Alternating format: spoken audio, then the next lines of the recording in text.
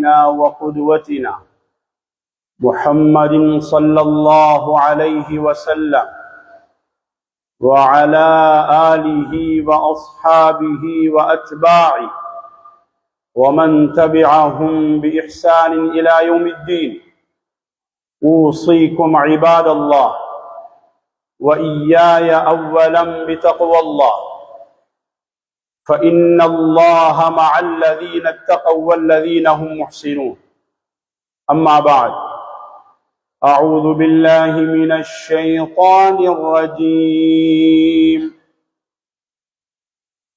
أم كنتم شهداء إذ حضر يعقوب الموت إذ قال لبنيه ما تعبدون من بعدي قالوا نعبد إلهك وإله آبائك إبراهيم وإسماعيل وإسحاق إلها واحدا ونحن له مسلمون. وقال تعالى: المال والبنون زينة الحياة الدنيا والباقيات الصالحات خير عند ربك ثوابا وخير أملا. صدق الله العظيم.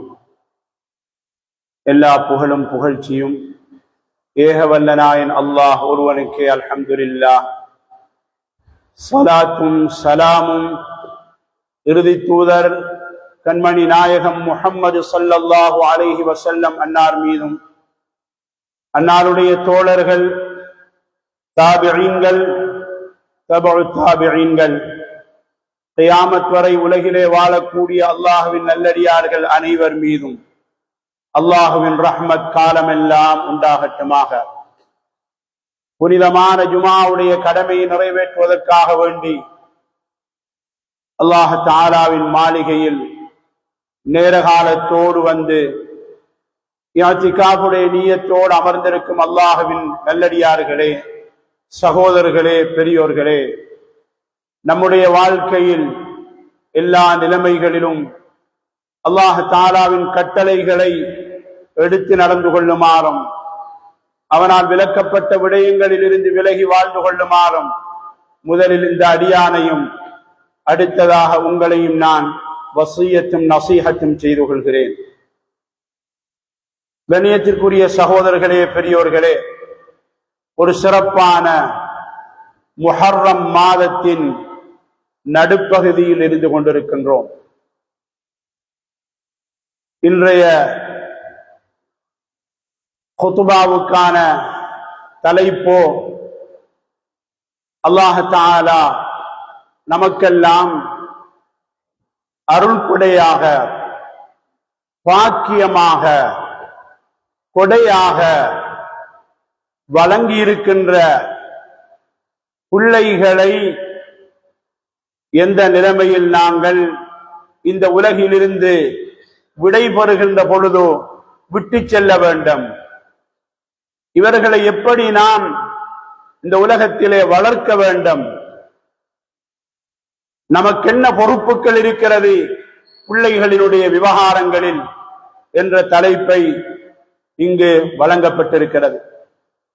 கண்ணியமானவர்களே, அல்லாஹ் தஆலா பிள்ளை பாக்கியத்தை குர்ஆனிலே பல இடங்களில் பலவாறாக சொல்லுகிறான். ஒரு இடத்தில் அல்லாஹ் அருள்கொடை என்று சொல்லுகிறான். இன்னும் ஒரு இடத்திலே அல்லாஹ் அல் மாலு வல் பனூன ஸீனத்துல் ஹயாத்தித் துன்யா, குழந்தை செல்வமும் பொருளாதாரமும் இந்த உலகத்தினுடைய அழகு அலங்காரம் என்று அல்லாஹ் சொல்லுகிறான். இன்னும் ஒரு இடத்திலே சூரத்துல் அன்ஃபால் இன்னமா அம்வாலுக்கும் வ அவுலாதுக்கும் ஃபித்னா, இந்த பொருள் செல்வமும் இந்த குழந்தை செல்வமும் உங்களுக்கு சோதனைக்காக தரப்பட்டிருக்கிறது. இந்த சோதனையில் நீங்கள் வெற்றி அடைய வேண்டும். இந்த குழந்தையின் ஊடாக, இந்த பணத்தின் ஊடாக நீங்கள் சரியான முறையில் அதனை பாவித்து அந்த சோதனையில் இருந்து நீங்கள் வெற்றி அடைய வேண்டும் என்பதையும் அல்லாஹ் சொல்லுகிறான். லில்லாஹி முல்குஸ் ஸமாவாதி வல் அர்த் யக்லுகு மா யஷாஉ யஹபு லிமன் யஷாஉ இனாஸா வ யஹபு லிமன் யஷாஉ ذுகூர். அல்லாஹ் வானம் பூமிக்கு சொந்தக்காரன். அவன் நாடுகின்ற பொழுது கொடையாக ஆண் குழந்தையை கொடுக்கிறான். அவன் நாடுகின்ற பொழுது கொடையாக சிலருக்கு பெண் குழந்தைகளை கொடுக்கிறான். இன்னும் சிலருக்கு அல்லாஹ் ஆண் குழந்தை பெண் குழந்தை என்று அல்லாஹ் அவர்களுக்கு சேர்த்தே கொடுக்கிறான். இன்னும் சிலருக்கு அல்லாஹ் யாருக்கு நாடுகிறானோ ஆண் குழந்தையும் கிடையாது பெண் குழந்தையும் கிடையாது, குழந்தை பாக்கியம் அற்றவர்களாக அல்லாஹ் அவர்களை ஆக்குகிறான். எல்லாவற்றையும் அவன் நன்கு அறிபவன், எல்லாவற்றின் மீதும் அவன் ஆற்றலுடையவன். அப்படித்தான் அந்த வசனத்தை அல்லாஹ் சொல்லி முடிக்கிறான். கண்ணியமானவர்களே, அல்லாஹ் நமக்கு தந்திருக்கின்ற குழந்தைகள் அதனை பாக்கியம் என்று சொல்வதா, அதனை அருள் கொடை என்று சொல்வதா, அதனை உலகத்தின் அழகு அலங்காரம் என்று சொல்வதா, அல்லது அதனை சோதனை என்று சொல்வதா, வேதனை என்று சொல்வதா? கண்ணியமானவர்களே, இவைகளை எல்லாம் அல்லாஹ் அந்த பெற்றோருடைய பொறுப்பிலே அல்லாஹ் தந்திருக்கிறான். கண்ணியமான சகோதரர்களே, குர்ஆனிலே வல்லாஹு ஜஅல லக்கும் மின் அன்ஃபுசிக்கும் அஸ்வாஜா وجعل لكم من أزواجكم بنين وحفظة ورزقكم من الطيبات. அல்லாஹ் தஆலா ஒரு இடத்தில் சொல்லுகிறான், உங்களிலிருந்து உங்களுக்குரிய சோடிகளை அல்லாஹ் படைத்திருக்கிறான். மேலும் وجعل لكم من أزواجكم بنين وحفظة, உங்கள் மனைவிமார்களில் இருந்து அல்லாஹ் பிள்ளைகளை தந்திருக்கிறான், பேரன் பேத்திகளை அல்லாஹ் தந்திருக்கிறான். அஃபபில் பாத்தில் யுமினூன பினிஅமத்தில்லாஹ், அல்லாஹ் வழங்கி இருக்கின்ற இந்த அருள் பாக்கியங்களை நீங்கள் நிராகரிக்கிறீர்களா? அவைகளை உதாசீனம் செய்கிறீர்களா? தவறான வழிமுறைகளின் மூலமாக இந்த அல்லாஹ் கேள்வியாகவும் கேட்கிறான். கண்ணியத்திற்குரிய சகோதரர்களே, பெரியோர்களே, அல்லாஹ் தஆலா இந்த உலகத்திலே நமக்கு தந்திருக்கின்ற விலை மதிக்க முடியாத செல்வம் தான் குழந்தைகள். ஒரு அடியான் மரணித்த பிறகும் அவனுக்கு தொடராக நன்மை போய் சேருகிறது என்றால் அந்த குழந்தையினுடைய தொழுகையின் மூலமாக, அந்த குழந்தையினுடைய குர்ஆன் திலாவத்தின் மூலமாக, அந்த குழந்தையினுடைய விக்ரின் மூலமாக, அந்த குழந்தையினுடைய சதகா தர்மத்தின் மூலமாக எந்தெந்த நன்மைகளை அந்த பிள்ளைகள் இந்த பூமியிலே செய்கிறார்களோ அத்தனை நன்மைகளில் அந்த பெற்றோருக்கு பங்கிருக்கிறது. அந்த நன்மைகள் அந்த பெற்றோருடைய பதிவேட்டிலே பதிவு செய்யப்படுகிறது. அந்த மீட்டர் ஓடிக்கொண்டே இருக்கும். கண்ணியமானவர்களே, ஏனென்றால் அப்படியான ஒரு நிலையான ஒரு சொத்தை இந்த பூமியிலே அந்த தாயும் தந்தையும் புத்திசாலித்தனமாக அந்த பிள்ளைகளை வளர்த்து விட்டு சென்றால் அந்த நன்மைகள் அந்த தாய்க்கும் தந்தைக்கும் போய் சேரும் என்பதை நபி ஸல்லல்லாஹு அலைஹி வஸல்லம் 3 விடயங்களை அடையாளப்படுத்தி சொன்னார்களே: நிலையான தர்மம், பயனுள்ள கல்வி, நல்லொழுக்கமுள்ள குழந்தை கேட்கின்ற துஆ. அடிக்கடி நாங்கள் கேட்கின்ற ஹதீஸ். இதை விட ஒரு செல்வம் இந்த பூமியில் இருக்குமா? வங்கியிலே பணத்தை வைப்பிலிட்டு சென்று விட்டால் அந்த பணத்தை வாப்பா தந்தை மரணித்த பிறகு அதனை பங்கிடுவதில் எத்தனை பிரச்சனை, பிள்ளைகளுக்கு மத்தியில் பிரச்சனை, மனைவிமார்களுக்கு மத்தியில் பிரச்சனை.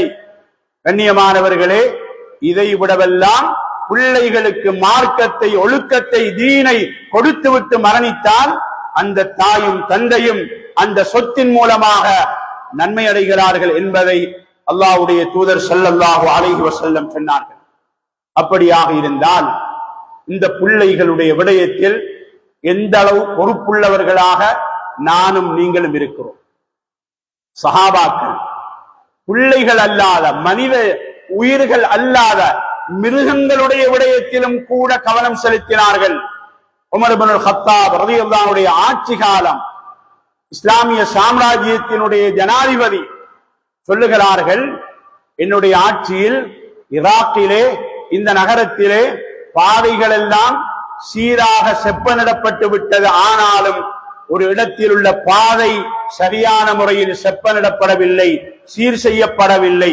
அந்த மோசமான பாதையில் ஒரு கழுதை நடந்து செல்லுகின்ற பொழுது அந்த கழுதை குழியிலே விழுந்து அதனால் ஏதாயினும் ஒரு காயம் ஏற்படுமாக இருந்தால் அந்த கழுதையுடைய விடயத்தில் அல்லாஹ் நாளை மறுமையில் என்னை நிறுத்தி கேட்பான், நீ ஒரு தலைவராக இருந்தாய், நீ ஒரு ஆட்சியாளராக இருந்தாய், அந்த பாதையை சீர் செய்யாத காரணம் என்ன? உமர் இப்னுல் கத்தாப் ரலியல்லாஹு அன்ஹு அவர்கள் இதை பற்றி யோசித்தார்கள். என்னுடைய ஆட்சி, ஒரு தலைவர், நாட்டை ஆளுபவர், ஊரை ஆளுபவர், கிராமத்தை ஆளுபவர், ஒரு மாகாணத்தை ஆளுபவர், அவர் நாளை பதில் செல்ல வேண்டும். ஆளப்படுகின்றவர்களுக்கு, தனக்கு கீழுள்ளவர்களுக்கு செய்ய வேண்டிய சேவைகளை சரியான முறையில் செய்யவில்லை. அவரும் அவருடைய குடும்பமும் அவருடைய பரம்பரை மாத்திரம் அனுபவிக்குமாக இருந்தால், கண்ணியமானவர்களே, மக்களுக்கு சேவை செய்யவில்லை, நாளை மறுமையில் அதற்காக அவர் நிறுத்தப்படுவார்.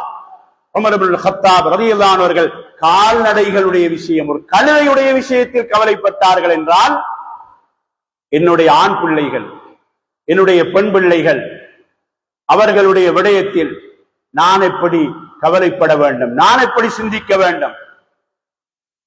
யாக்கூப் அலைஹிஸ்ஸலாமுடைய மரணம், நான் ஓதிய வசனம், சூரத்துல் பக்கராவிலே வந்திருக்கின்ற வசனம். யாக்கூப் அலைஹிஸ்ஸலாம் மரணப்படுக்கையில் இருக்கிறார்கள். பிள்ளைகளை வைத்து என்ன சொன்னார்கள்? என்னுடைய வங்கி பணம் இப்படி இருக்கிறது, இப்படி செய்து கொள்ளுங்கள், என்னுடைய தோட்டம் இத்தனை ஏக்கர்கள் இருக்கிறது, வாய்க்கால்கள் இருக்கிறது, அல்லது இத்தனை கடைகள் இருக்கிறது, இதனை இப்படி நீங்கள் பிரித்துக் கொள்ளுங்கள் என்று யாக்கூப் அலைஹிஸ்ஸலாம் தன்னுடைய பிள்ளைகளுக்கு சொல்லவில்லை. என்ன சொன்னார்கள்? மரணம் நெருங்கிவிட்டது, பிள்ளைகளை விட்டு மனைவியை விட்டு பிரியாவிடை பெறப் போகிறார்கள். அந்த நேரத்தில் கேட்கிறார்கள், மா தஅபுதூன மின் பாதி, பிள்ளைகளே, எனக்கு பின்னால நீங்க யாரை வணங்கி வழிபடப் போகிறீர்கள்? அவருடைய உள்ளத்தில் கவலை. எத்தனை தந்தைமார்களுடைய உயிர் பிரிய போகிறது, மரணப்படுக்கையில் இருக்கிறார்கள். மகன் வாழ்க்கையில் சஜ்தா செய்வது கிடையாது, மனைவி வாழ்க்கையில் சஜ்தா செய்வது கிடையாது, மகள் வாழ்க்கையில் சஜ்தா செய்வது கிடையாது, மகளை முடித்துக் கொடுத்த மருமகன் வாழ்க்கையில் பள்ளி பக்கம் போனது கிடையாது. இந்த வாப்பா சக்கராத்தை அனுபவிக்கிறார், உயிருக்கு போராடி கொண்டிருக்கிறார். அந்த நேரத்திலும் கூட சொத்தை பற்றி, பொருளாதாரத்தை பற்றி மனைவியோடும் பிள்ளைகளோடும் பேச வாய்ப்பு கிடைத்தால் பேசுகிறார். கண்ணியமானவர்களே, நபி யாக்கூப் அலைஹிஸ்ஸலாமுடைய கவலை, எனக்கு பின்னால் யாரை வணங்கி வழிபடப் போகிறீர்கள்? எல்லோரும் சொன்னார்கள், தந்தையே கவலைப்பட வேண்டாம், நீங்கள் யாரை வணங்கி வழிபட்டீர்களோ, உங்களுடைய பெற்றோர்களாகிய இஸ்ஹாக் யாக்கூப் போன்றவர்கள் எல்லாம் யாரை வணங்கி வழிபட்டார்களோ அந்த அல்லாஹ் ஒருவனை மாத்திரம்தான் நாங்கள் வணங்கி வழிபடுவோம், அதிலே எந்த கவலையும் கொள்ள வேண்டாம். தந்தையே, உங்களுடைய பயணத்தை அமைதியாக நிம்மதியாக ஆரம்பியுங்கள். பிள்ளைகள் வாப்பாவுக்கு ஆறுதல் சொன்னார்கள். கண்ணியமான சகோதரர்களே, எனவேதான் ஒரு தாயும் தந்தையும் அந்த பிள்ளையினுடைய எதிர்கால முன்னேற்றத்தில், அவர்களுடைய வளர்ப்பில் பங்குதாரிகளாக இருக்கிறார்கள். ஒரு கட்டடம் 4 தூண்களை கொண்டு அமைவது போல அந்த குடும்பம் என்பது கணவன் மனைவியை கொண்டு ஆரம்பமாகிறது. எனவேதான் அந்த குடும்பத்தில் இணைகின்ற அந்த ஆண், எனக்கு அல்லாஹ் வழங்க இருக்கின்ற அந்த சந்ததிகள் எப்படியானவர்களாக மாற வேண்டும், ஒரு திட்டமிட வேண்டும், ஒரு கனவு காண வேண்டும். நம்முடைய நபிமார்கள் கனவு கண்டார்கள், நம்முடைய சஹாபாக்கள் கனவு கண்டார்கள். என்னுடைய மனைவி எப்படி இருக்க வேண்டும், அவள் இருக்க வேண்டிய இடத்தில் இருந்தால்தான் அவளுடைய மடியிலே வளர்கின்ற பிள்ளைகள் சீரானவர்களாக வளருவார்கள். முன்னோர்கள் சொன்னார்கள், அல் உம்மு மதுரஸத்துன், ஒரு தாயினுடைய மடிதான் அந்த பிள்ளைக்குரிய ஆரம்ப பாடசாலை. மக்தப் அல்ல, நேசரி அல்ல, பாடசாலை அல்ல, குர்ஆன் மதரசா அல்ல, அரபு மதரசா அல்ல. அந்த தாயினுடைய மடிதான் அந்த பிள்ளைக்குரிய ஆரம்ப பாடசாலை. அப்படியாக இருந்தால் அந்த தாயை எப்படியாக தெரிவு செய்ய வேண்டும்? ஒரு முஸ்லிமான ஆண் ஒரு மாற்று மத சகோதரியை தன்னுடைய வாழ்க்கை துணைவியாக தெரிவு செய்தால், அவள் தொடர்ந்தும் இஸ்லாம் அல்லாதவளாக வாழ்ந்தால், அந்த மனைவியோடு சேர்ந்து கிடைக்கின்ற அந்த குழந்தைகளுக்கு எதிர்காலத்திலே அந்த தாய் ஒரு உண்மையான தாயாக மாற முடியாது.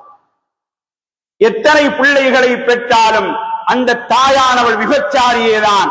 அந்த தாய் அந்த பிள்ளைக்கு உண்மையான தாயாக மாற முடியாது. அந்த தாயானவள் இந்த ஆணுக்கு உண்மையான மனைவியாக ஆக முடியாது. ஒரு முஸ்லிமான பெண் ஒரு அந்நிய மாற்று மத சகோதரனை திருமணம் முடித்திருக்கிறார். கண்ணியமானவர்களே, அவர் இஸ்லாத்திலே நுழையவில்லை. அந்த கணவன் மரணித்து விட்டார். அந்த கணவனுடைய சொத்தில் இருந்து இந்த மனைவிக்கு பங்கு போகாது. அந்த தந்தையினுடைய சொத்துக்களில் இருந்து இந்த பிள்ளைகளுக்கு பங்கு போகாது. ஏன்? அங்கு இஸ்லாம் ஈமான் அங்கு தடையாக அமைகிறது. எனவேதான் தெரிவு செய்கின்ற மனைவி ஒரு முஸ்லிமான பெண்ணாக இருக்க வேண்டும். தெரிவு செய்கின்ற கணவன் முஸ்லிமான ஆணாக இருக்க வேண்டும், மூமினாக இருக்க வேண்டும்.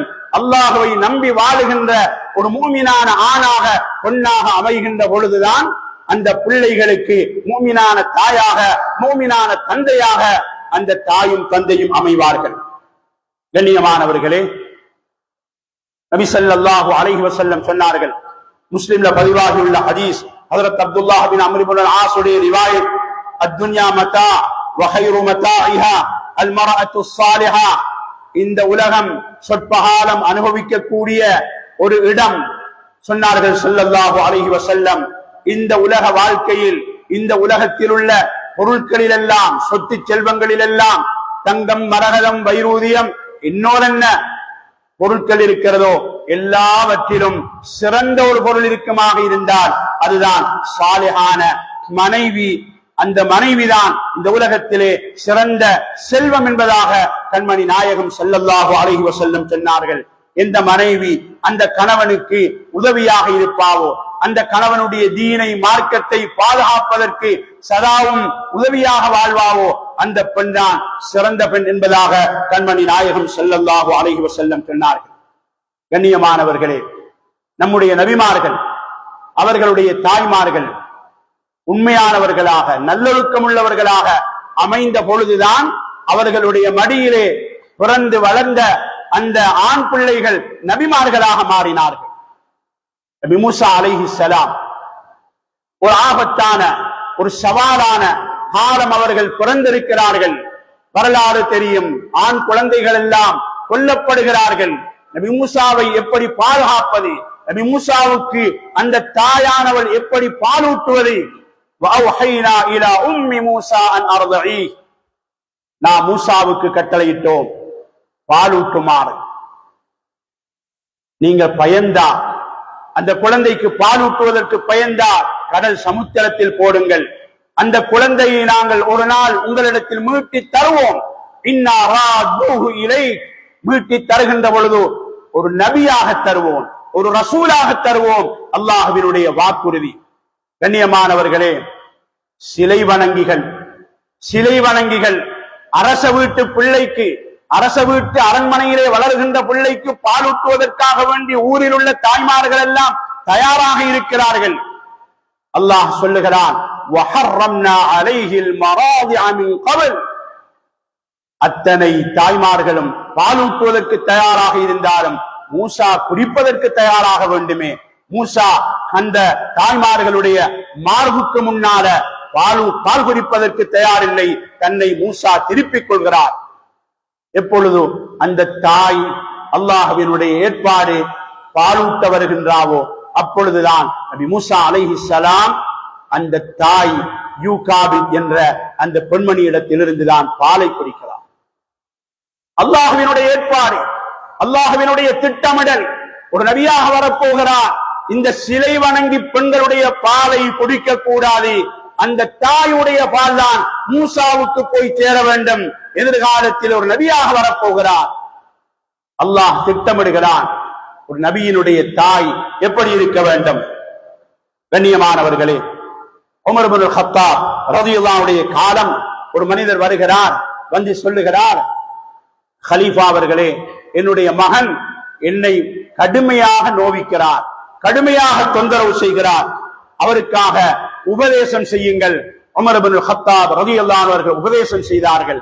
நீண்ட நேரம் உபதேசம் செய்த பிறகு அந்த மகன் கலீஃபாவை நோக்கி கேட்கிறார், கலீஃபா அவர்களே, நான் ஒரு கேள்வி கேட்கட்டுமா உங்களிடத்தில்? கலீஃபா சொன்னார்கள், ஆமா, நீங்கள் சொன்ன உபதேசத்தை நான் செவிமடுக்கிறேன். என்னுடைய தந்தை எனக்கு செய்ய வேண்டிய மிக முக்கியமான கடமை எது என்பதாக நீங்கள் உணர்கிறீர்கள்? கலீஃபாவிடத்திலே அந்த மகன் கேட்டார். கலீஃபா சொன்னார், மகனே, உங்களுடைய தந்தை உங்களுக்கு செய்ய வேண்டிய கடமைகளில் மிக முக்கியமான கடமை உங்களுக்கு பொருத்தமான மார்க்கமுள்ள ஒரு தாயை தெரிவு செய்ய வேண்டும். அதுதான் உங்களுக்கு செய்ய வேண்டிய மிக முக்கியமான கடமை. கலீஃபா அவர்கள் சொன்னார்கள். கண்ணியமான சகோதரர்களே, எனவே ஒரு தாயை தெரிவு செய்வது, அந்த தாயின் மூலமாக உருவாகின்ற பிள்ளைகள் எதிர்காலத்திலே சிறந்தவர்களாக, இமாம்களாக, நபிமார்களாக மாற வேண்டுமாக இருந்தால் அந்த தாயானவள் நல்லவளாக இருக்க வேண்டும். அந்த தாயினுடைய மடி பொருத்தமாக இருக்க வேண்டும். இப்ராஹிம் அலைஹிஸ்ஸலாம் ஹாஜரை இஸ்மாயில் அலைஹிஸ்ஸலாமுடன் மக்காவிலே அந்த கரடு முரடான அந்த பாலைவன பூமியிலே, எந்த விதமான வசதி வாய்ப்புகளும் இல்லாத பூமியிலே விட்டு செல்லுகின்ற பொழுது அந்த ஹாஜர் கேட்ட கேள்வி, அல்லாஹு அமரக பிஹாதா, இப்ராஹிமே, இது அல்லாஹ்வினுடைய கட்டளையா? தன்னந்தனியாக இந்த இடத்திலே விட்டு செல்லுகிறீர்கள்? இப்ராஹிம் அலைஹிஸ்ஸலாம் சொன்னார்கள், நாம், ஆமாம். சொன்னார்கள், வல்லாஹி லய்யுதையனா அபதா. அந்த தாய் ஹாஜர் சொன்னார்கள், அல்லாஹ் மீது சத்தியமாக சொல்லுகிறேன், அல்லாஹ்வினுடைய கட்டளை என்ற காரணத்தினால் நீங்கள் விட்டு சென்றால் அல்லாஹ் ஒரு பொழுதும் எங்களை வீணாக்க மாட்டான். இன்று ஹஜ்ஜுக்கு பின்னால் உள்ளவைகள் எல்லாம் அவர்களுடைய தியாகம். கண்ணியமானவர்களே, அந்த தாயுடைய ஈமான், அந்த தாயுடைய பக்குவத்தில் வளர்ந்த அந்த இஸ்மாயில் அவரை அறுத்து பலியிட வேண்டும் என்று நபி இப்ராஹிம் அலைஹிஸ்ஸலாம் கனவு கண்டதும் மகனிடத்தில் சொல்லுகின்ற பொழுது அந்த மகன் என்ன சொன்னார்? அது யாருடைய மகன்? அது ஹாஜருடைய மகன் அல்லவா? அது ஹாஜருடைய மடியில் வளர்ந்த அந்த பிள்ளை அல்லவா? ஆலயா அபதி ஃபஅல் மா துமர் சதஜிதுனி. பாப்பா, தந்தையே, நீங்க கண்ட கனவை தாராளமாக நிறைவேற்றுங்கள், என்னை ஒரு பொறுமையாளர்களில் ஒருவராக கண்டுகொள்வீர்கள். அது ஹாஜருடைய மடியில் வளர்ந்த பிள்ளை இஸ்மாயில். நூஹ் நபியினுடைய மனைவி. குர்ஆன் தெளிவாக சொல்லுகிறது, சூரத்து தஹரீம், இரண்டு காஃபிரான பெண்களை பற்றி அல்லாஹ் சொல்லுகிறான். நபி நூஹ் அலைஹிஸ்ஸலாமுக்கு மாற்றமாக வாழ்ந்தவன், நபி லூத் அலைஹிஸ்ஸலாமுக்கு மாற்றமாக வாழ்ந்தவன். அந்த நபி நூஹ் அலைஹிஸ்ஸலாமுடைய மனைவியினுடைய மடியிலே வளர்ந்த மகன் வெள்ளம் வரப்போகிறது. தந்தையினுடைய மார்க்கத்தை மகன் ஏற்றுக்கொள்ளவில்லை. கடைசியில் வாப்பா தந்தை சொல்லுகிறார், யா புனையர்க்கம்மானா, மகனே, எங்களோடு ஏறிக்கொள்ளும். இந்த அல்லாஹ்வை நிராகரிப்பவர்களோடு நீ சேர்ந்து விட வேண்டாம். அந்த நேரத்தில் மகன் என்ன சொன்னான்? அந்த நபியுடைய மனைவியாக இருந்தாலும் அது காஃபிரான மனைவி. காஃபிரான மனைவியினுடைய மடியிலே வளர்ந்த பிள்ளை சொல்லுகிறது, ஆல சஆவி இலா ஜபலி யாசிமுனி மினல் மா. வாப்பா, வரக்கூடிய வெள்ளத்திலிருந்து நான் ஒதுங்கிக் கொள்வேன், ஒரு மலை அடிவாரத்தின் பக்கமாக, நீங்க உங்களோட வேலையை பாருங்க. என்ன நடந்தது? கண்ணியமானவர்களே, அது ஹாஜருடைய மடியில் வளர்ந்த பிள்ளை இஸ்மாயில். இது நபி நூஹ் அலைஹிஸ்ஸலாமுடைய அந்த காஃபிரான மனைவியினுடைய மடியிலே வளர்ந்த பிள்ளை இப்படி சொன்னது. ஏன் இதை சொல்லுகிறேன் என்றால், பிள்ளைகள் வளர்கின்ற பொழுது அந்த பிள்ளைக்கு பொருத்தமான மடி கிடைக்க வேண்டும். தாயும் தந்தையும் போசாக்கான உணவை கொடுக்கிறார்கள், போசாக்கான சாப்பாட்டை கொடுக்கிறார்கள். அந்த பிள்ளைக்கு ஈமானுடைய போசாக்கு இருக்கிறதா? ஈமானுடைய போசாக்கை கொடுத்திருக்கிறோமா? வளர்ந்திருக்கிறது. வீட்டிலே பல்லியும் வளர்கிறது, வீட்டிலே பூனையும் வளர்கிறது, வீட்டிலே ஏனைய செல்ல பிராணிகள் எல்லாம் வளர்கிறது. அதுபோல அல்ல, பிள்ளைகள் ஈமானுடன் வளர்க்கப்பட வேண்டும். அதனாலதான் திட்டமிட வேண்டும். ஒரு தொழிற்சாலைக்கு நோக்கம் இருக்கிறது, ஒரு பாடசாலைக்கு நோக்கம் இருக்கிறது. பாடசாலையினுடைய காரியாலயத்தில் மிஷன் என்றும் விஷன் என்றும் எழுதியிருக்கிறார்கள். எங்களுடைய நோக்கம் என்ன, எங்களுடைய பார்வை என்ன, எங்களுடைய பணிக்கூற்று என்ன? அந்த பணிக்கூற்றுக்கு மாற்றமாக அந்த தொழிற்சாலை இயங்கினால், அந்த பாடசாலை இயங்கினால், அந்த கல்வி நிறுவனம் இயங்கினால் மிக வேகமாக அதை மூட வேண்டிய காலம் ஏற்படும். கண்ணியமானவர்களே, எனவேதான் நம் முன்னோர்கள் திட்டமிட்டார்கள். குழந்தை பிறப்பதற்கு முன்பதாகவே மரியமுடைய தாயார் ஹன்னா எப்ப கர்ப்பம் தரித்து விட்டதோ, குழந்தையினுடைய அசைவுகள் ஏற்பட ஆரம்பித்ததோ, மரியம் என்ன சொன்னார்கள்? இன்னி நதர்து லக மா ஃபீ பத்னி முஹர்ரரா. யா அல்லாஹ், வயிற்றிலே உருவாகிய குழந்தையை நான் பைத்துல் முகத்தஸுக்காக நான் நேர்த்தி வைத்துள்ளேன், நேர்த்தி வைத்து விட்டேன். குழந்தை பிறக்கவில்லை. குழந்தை பிறப்பதற்கு முன்பதாகவே அந்த தாய் அந்த குழந்தை பற்றி கனவு காணுகிறார். இமாமனா ஷாஃபிஈ ரஹிமஹுல்லாஹ் அவர்களுடைய குழந்தை நடக்கவில்லை, பால் குடிக்கிறது. பால் குடிக்கின்ற பொழுதே உதுவுடன் பாலை குடிப்பாட்டி அந்த குழந்தை எதிர்காலத்திலே ஒரு இமாமாக உருவாக வேண்டும் என்று அந்த தாய் கனவு காணுகிறார். கண்ணியமானவர்களே, இதே போலதான் ஷரியாத் வழிகாட்டி இருக்கிறது. ஒரு ஆண் ஒரு பெண்ணை திருமணம் முடிக்கிறாள். மணக்கின்ற பொழுது ஆரம்பத்திலே அந்த தாயினுடைய, அந்த பெண் பிள்ளையினுடைய, அந்த பொண்ணுடைய, அந்த மணாளியினுடைய நெற்றி முடியை பிடித்து அந்த நேரம் என்ன கேட்க வேண்டும்?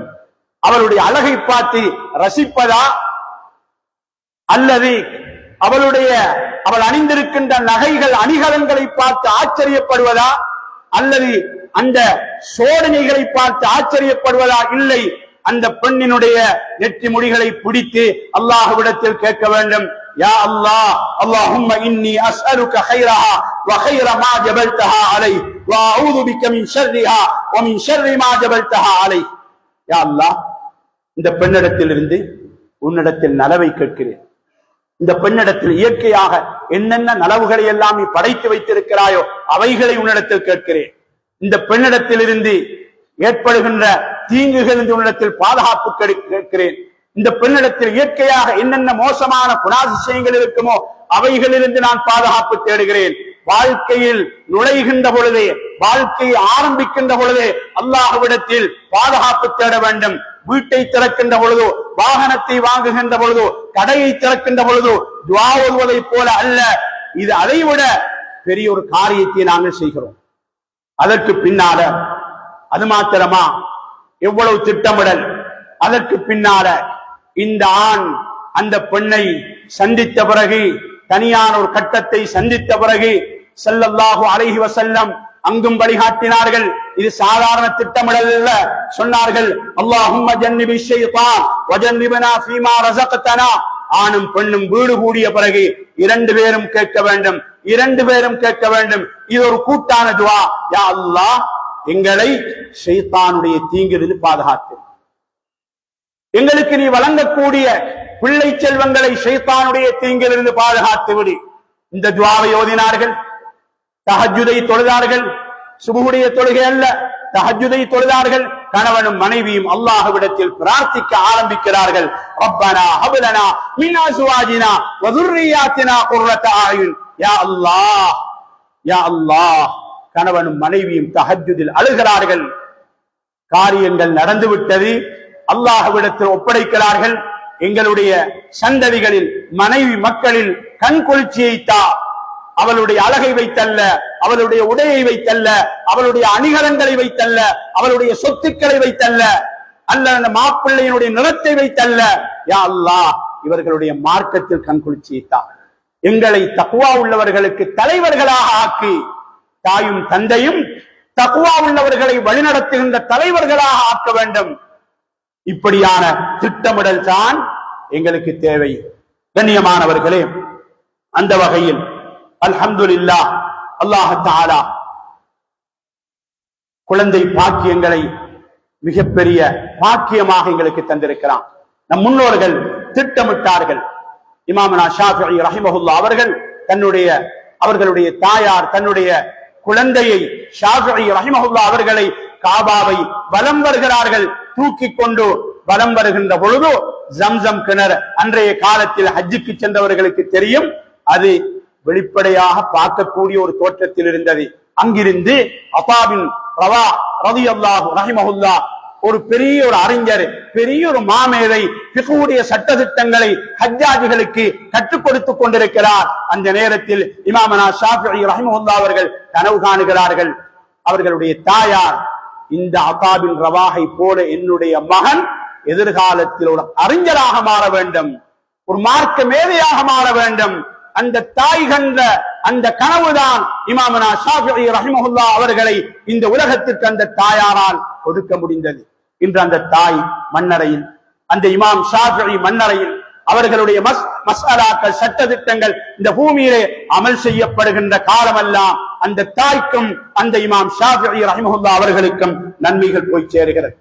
கண்ணியமானவர்களே, எனவே நம்முடைய தாய்மார்கள் இமாம் ஷாஃபிஈ ரஹிமஹுல்லாஹ், இமாம் அபூ ஹனீஃபா, இமாம் மாலிக், இமாம் அஹ்மத் பின் ஹம்பல் ரஹிமஹுல்லாஹ் போன்ற அந்த இம்மாக்களுடைய தாய்மார்களை போல மாறாத வரைக்கும் அவர்களுடைய பக்குவம், அவர்களுடைய பேணுதல், அவர்களுடைய சுத்தம் நம்முடைய தாய்மார்களிடத்தில் மனைவிமார்களிடத்தில் வராத வரைக்கும், தந்தைமார்களிடத்தில் வராத வரைக்கும் அந்த இமாம்களை கியாமத் வரைக்கும் இந்த பூமியிலே நாங்கள் காண முடியாது.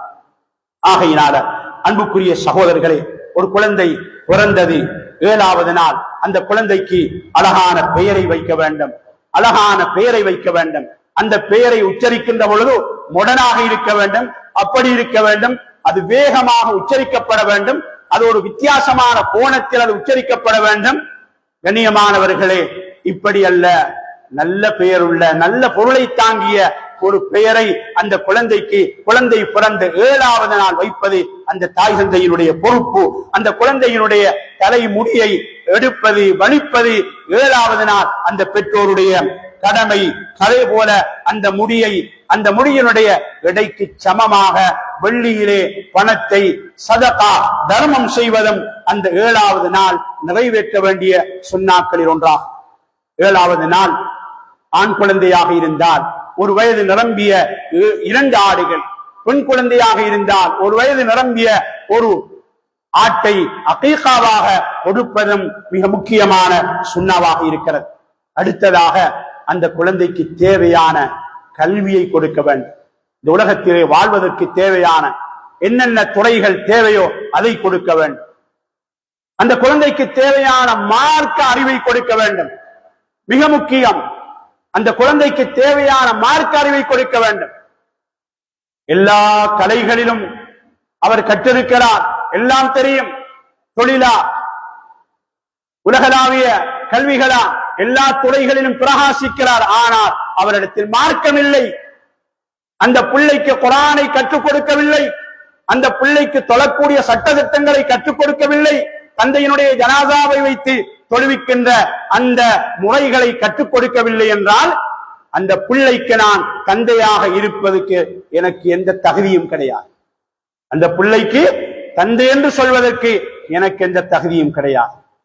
கண்ணியமானவர்களே, கவலையான விடயம், தந்தையினுடைய ஜனாசாவை தொழுவிப்பதற்காக வேண்டி மகன் வருகிறார், ஜனாசா வைக்கப்பட்டிருக்கிறது, கண்கூடாக பார்க்கிறோம்.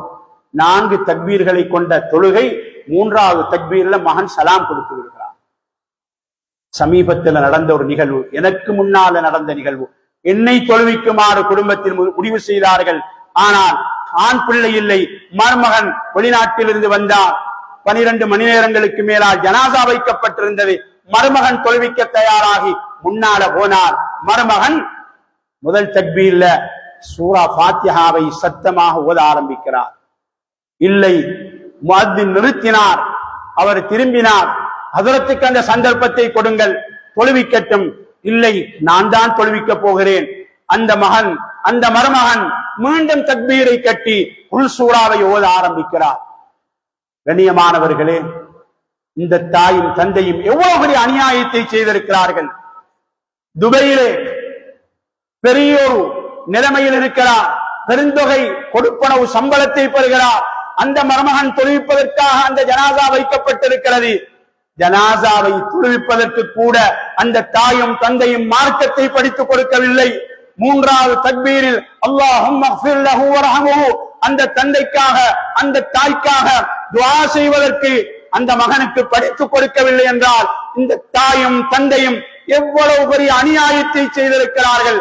அந்த மகன் நாளை அல்லாஹ்வினுடைய சன்னிதானத்தில் சொல்ல போகிறான், இந்த தாயும் தந்தையும் உன்னுடைய வார்த்தைகள் குர்ஆனை எனக்கு படித்து தரவில்லை, மார்க்கத்தை படித்து தரவில்லை, சதாவும் காலம் பூராவும் தொழில் கல்வி, காலம் பூராவும் பாடசாலை கல்வி, காலம் பூராவும் ஐடி அதனோடு சம்பந்தப்பட்ட கல்விகளுக்காகவே என்னுடைய தாயும் தந்தையும் என்னை தியாகம் செய்தார்கள், அர்ப்பணித்தார்கள்.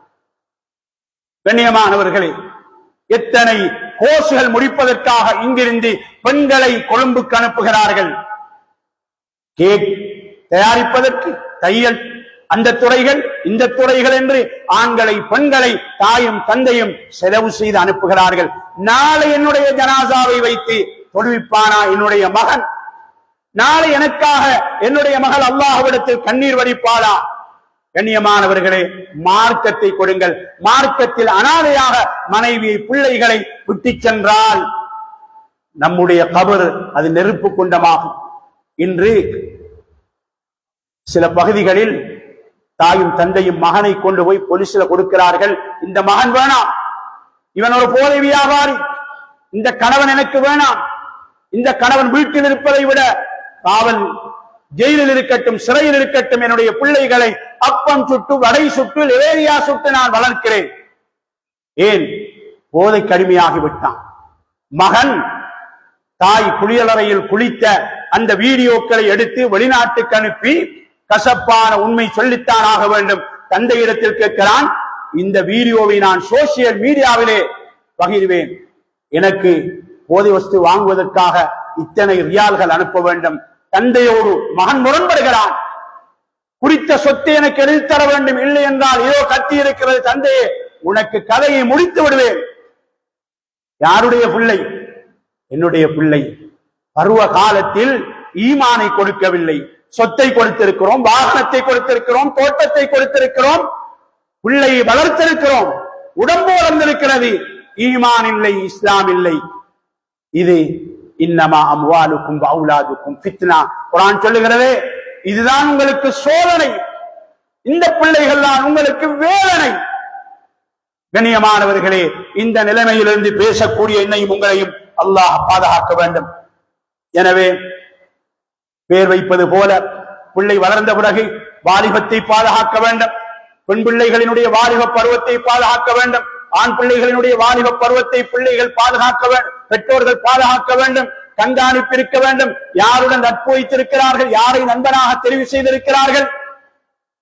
தாயினுடைய தந்தையினுடைய கடமை எங்கே செல்லுகிறது? பிள்ளைகள் வகுப்புக்கு செல்லுகிறார்களா அல்லது வேறு எங்கு செல்லுகிறார்கள்? எல்லா கவனமும் எல்லா கண்காணிப்பும் சிசிடி கேமராக்களை விட எங்களுடைய கண்காணிப்பு இருக்க வேண்டும். முடிந்த வரைக்கும் எங்களுடைய சக்திக்கேற்றவாறு. அடுத்ததாக கண்ணியமானவர்களே, அந்த பிள்ளைகள், நாலாவது விஷயம் முடிவுக்கு வருகிறேன். அந்த பிள்ளைகள் வளர்ந்த பிறகு பருவ காலத்தில் பொருத்தமான அந்த மகளுக்கு பொருத்தமான மாப்பிள்ளையை, பொருத்தமான அந்த மகனுக்கு பொருத்தமான பெண்ணை மார்க்கத்தை அடிப்படையாக வைத்து, பணத்தை, அழகை, நிறத்தை, சொத்தை அடிப்படையாக வைத்து அல்ல, மார்க்கத்தை, தீனை அடிப்படையாக வைத்து திருமணம் செய்து கொடுக்கப்பட வேண்டும் என்பதையும் அல்லாஹ்வுடைய தூதர் வழிகாட்டி இருக்கிறார்கள். கடைசியாக அந்த பிள்ளைகளை எப்படி நாங்கள் விட்டு செல்ல வேண்டும்? நன்றி கட்ட பிள்ளைகளாக அல்லாமல், தந்தையினுடைய சொத்திலே வாழுகிறார், தந்தையினுடைய வாகனத்தை ஓடுகிறார், தந்தையினுடைய தோட்டத்திலே வாழுகிறார், அந்த தந்தையை மறந்தவராக நன்றி கட்ட பிள்ளைகளாக விட்டு செல்லக்கூடாது. குர்ஆன் தெளிவாக சொல்லுகிறது. சூரா இஸ்ராவிலே நீண்ட வசனம். பெற்றோருக்கு சி என்ற வார்த்தை கூட சொல்ல வேண்டாம் என்று அல்லாஹ் சொல்லிவிட்டு அழகான துஆவை அல்லாஹ் சொல்லித் தருகிறான். அந்த துஆவை பிள்ளைகளை மனனம் செய்ய வையுங்கள், நீங்கள் மனனம் செய்யுங்கள். நம்முடைய பெற்றோர்கள் மண்ணறையில் வாழுகிறார்கள், அவர்களுக்காக துஆ செய்யுங்கள். அவர்களுடைய மண்ணறைகள் எங்களுடைய பார்வைக்கு மறைக்கப்பட்டிருக்கிறது. பல 100 வருடங்கள் வாழுகிறார்கள். அவர்களுடைய கபறுகள் வெளிச்சமாக இருக்கிறதா? அவர்களுடைய கபறுகள் நெருப்பு குண்டமாக இருக்கிறதா? எங்களுக்காக இரவை தியாகம் செய்தார்கள், எங்களுக்காக பகலை தியாகம் செய்தார்கள். அந்த தாயும் தந்தையும் கண்ணியமானவர்களே, ஹமலத்துஹு உம்முஹு குரஹா வவதாத்துஹு குரஹா, கஷ்டத்துக்கு மேல் கஷ்டத்தோடு அந்த தாயானவள் உன்னை சுமந்து கொண்டால், கஷ்டத்துக்கு மேல் சிரமத்தை அனுபவித்து உன்னை பிரசவித்தால், அந்த தாயையும் தந்தையும் மறந்து விட வேண்டாம் என்று குர்ஆன் அடிக்கடி புத்தி சொல்லுகிறது. ரப்பனா ரப்பிர்ஹம்ஹுமா கமா ரப்பயானி ஸகீரா, ரப்பனா ரப்பிர்ஹம்ஹுமா கமா ரப்பயானி ஸகீரா. சின்ன துவா, மனனம் செய்யுங்க, வீட்டில் எழுதி போடுங்க.